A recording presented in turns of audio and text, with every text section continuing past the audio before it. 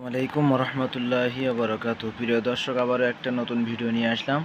তো আপনারা দেখতে পাচ্ছেন যে এটা একটা মোটরের আর্মচার, অর্থাৎ 1 ইঞ্চি মোটরের একটা কয়েল বডি।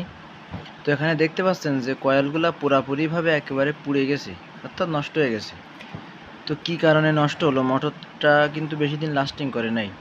তো লাস্টিং না করার মূল কারণ হলো যে এখানে কয়েলের যে পাকগুলো দেওয়া হয়, পেজগুলো দেওয়া হয়, এই পেজগুলোর মান ঠিক ছিল না, অর্থাৎ কোনোটাতে বেশি কোনোটাতে কম, অর্থাৎ যে একটা নিয়ম মেনে একটা ক্যালকুলেশন হিসাব করে, অর্থাৎ হিসাব নিকাশের পরে যে পেজগুলো এখানে ঢোকানো হয় সেই পেজগুলো কিন্তু এখানে দেওয়া হয়নি।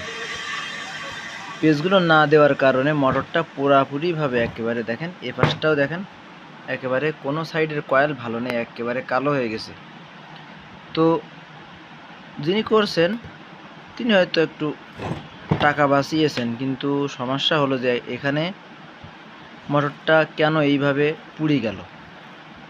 তো মূল বিষয় যেটা, সেটা হলো আমরা মোটরটাকে এখন আবার পুনরায় কয়েল বাঁধাই করব।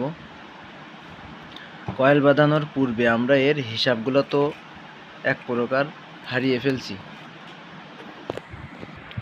তো এখন আমরা এই মোটরের কয়েলগুলো পরিষ্কার করে নতুনভাবে কয়েল বাঁধাই করে দেব। তো পরবর্তীতে আরও আরেকটা ভিডিওতে অবশ্যই মোটরের কয়েল বাঁধাই নিয়ে এবং কয়েল কানেকশান নিয়ে আলোচনা করব।